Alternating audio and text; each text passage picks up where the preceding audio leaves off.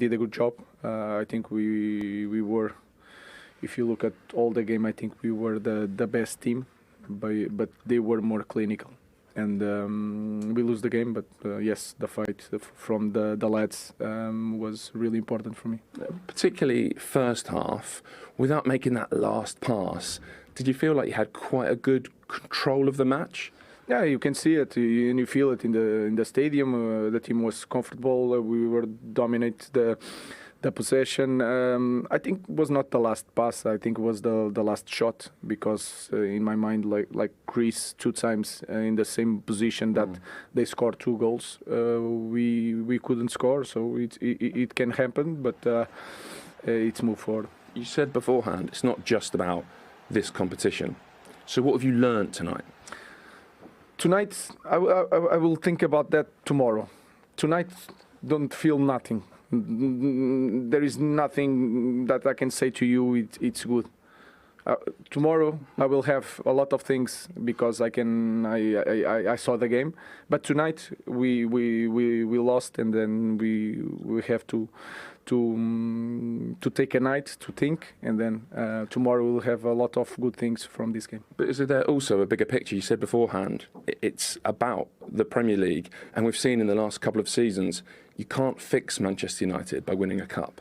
No. I think that we cannot think in that way. Like winning a silverware, so everything is okay. It will be a long way.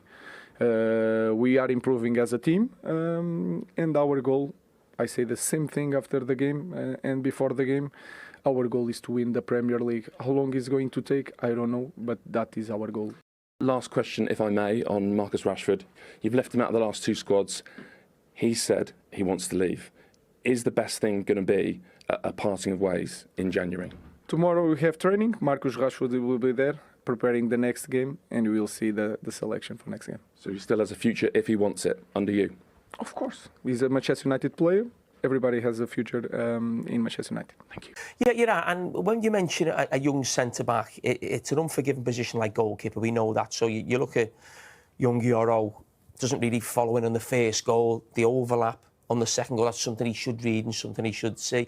I think a little bit of a worry for Manchester United fans would be Martinez, because I was critical of him when he first came, because I didn't think he'd be able to play in a back four, to be too small.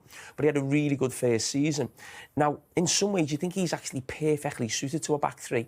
You know, he can step out with the left foot. He's got 2 bigger players alongside him.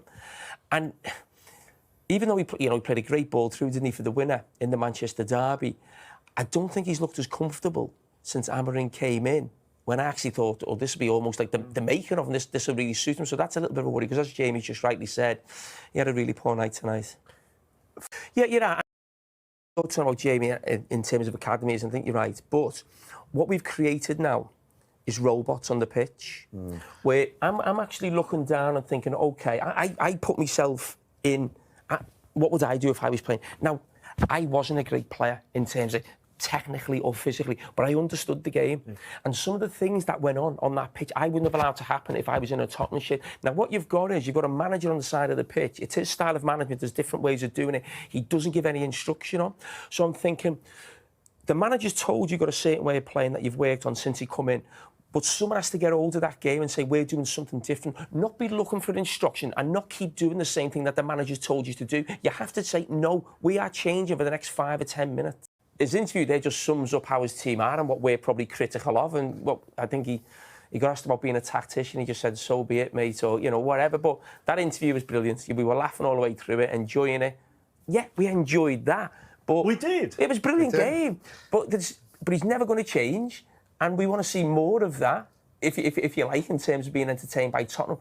But I'd still think if you're a Tottenham supporter, you'd be going home thinking, can we win something like that, or can we will be entertained? But do you think, if you're a Tottenham supporter going, and I don't know what it is here, 100 quid, 110 quid, I don't know, for a seat, I have no idea what the price are. If you've paid 100 quid for a seat here, and you've gone home having beaten Manchester United 4-3 as opposed to 1-0, you've got an extra spring. I think you've got an extra spring in your step heading home. I'm not sure. I think it was a one-off game, yeah. But I think Tottenham supporters are going home tonight thinking that could have been Chelsea, that could have been Brighton. It's the fact that this has happened before. It's not a one-off when you go to a great game. It happens too often. And they've all aged 10 years as well. And that's the other factor. But I think we don't. But football supporters, I know they want to win and they want to win trophies, but you also want to go on a journey with your team. Yes, and they've seen don't you? poor football here. They saw Antonio Conte trying to sort of do his thing in his way. And obviously, Antonio's a genius, but he struggled here. Jose Mourinho struggled here. Nunes struggled here. And now they've got the complete, opposite of that. And it is a joy, and we like watching it.